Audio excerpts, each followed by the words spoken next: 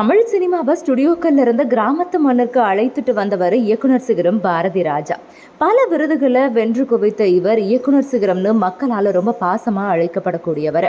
சமீபத்தில் ராதிகா அவங்க நடிச்சிருந்த தாய்க்குழவி படத்தை பார்த்ததுக்கு அப்புறமா உனக்கு கண்டிப்பா தேசிய விருது கிடைக்கும்னு அவ்வளோ படுத்த படுக்கையில இருந்து தன்னால சரியா பேச முடியாத நிலையில கூட தன்னுடைய வாழ்த்துக்களை அவர் அழகா சொல்லி இருந்திருப்பாரு.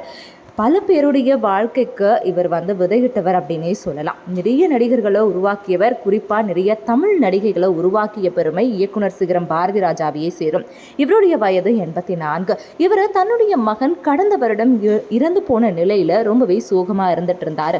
அதுக்கு முன்னாடி வரைக்கும் நிறைய படங்களில் நடிச்சிட்டு வந்தவர் தன்னுடைய மகனுடைய இழப்புக்கு பிறகு படங்களில் நடிக்கிறது குறைச்சிக்கிட்டாரு. அதுக்கப்புறம் உடல்நலக்குறைவு காரணமாக ஓய்விலையும் சிகிச்சையிலையும் இருந்துட்டு இருந்தாரு. இன்னைக்கு அதிகாலையில் திடீர்னு அவர் காலமாயிட்டார். தமிழ் திரையுலகில் முன்னணி இயக்குனராக வலம் வந்தவர் பாரதி ராஜா. இவருடைய மறைவு தமிழ் மக்கள் மட்டும் இல்லாமல் திரைத்துறையினர் மத்தியிலையும் மிகப்பெரிய சோகத்தை ஏற்படுத்தி இருக்கு. இவருடைய குடும்பத்திற்கு தன்னுடைய ஆழ்ந்த இரங்கலை ஒருத்தரும் தெரிவிச்சிட்டு இருக்காங்க. நாமளும் நம்மளுடைய ஆழ்ந்த இரங்கலை தெரிவிச்சுக்கலாம்.